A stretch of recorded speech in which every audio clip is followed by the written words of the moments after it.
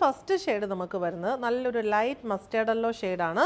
ഇതിനകത്ത് യോക്കിൽ ഇങ്ങനെ നല്ല രസമായിട്ടുള്ളൊരു ഹാൻഡ് വർക്കാണ് കൊടുത്തിരിക്കുന്നത്. നല്ല കളർ കോമ്പിനേഷനിൽ ഇതിന് മാച്ചിങ് ആയിട്ടുള്ള കോമ്പിനേഷനിലാണ് വരുന്നത്.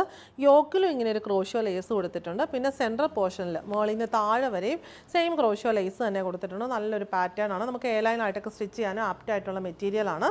സെയിം ഷെയ്ഡിലുള്ള സാൻഡൂൺ ബോട്ടമാണ് വരുന്നത്.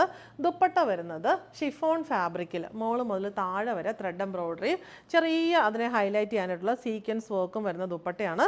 സൈഡ്സിൽ നല്ല ഡിഫറെൻ്റ് ആയിട്ടുള്ള ഒരു ലേസാണ് പാച്ചായിട്ട് കൊടുത്തിരിക്കുന്നത്. റേറ്റ് വരുന്നത് 990. ഇതിൽ നെക്സ്റ്റ് ഷെയ്ഡ് വരുന്നത് നല്ലൊരു ഗ്രേ ഷെയ്ഡാണ്. അതിനകത്തും സെയിം പാറ്റേൺ തന്നെ വരുന്നു. ഹാൻഡ് വർക്കിൻ്റെ കോമ്പിനേഷൻ ആ ബേസ് കളറിനനുസരിച്ച് ഡിഫറൻസ് ഉണ്ടെന്ന് മാത്രമേ ഉള്ളൂ.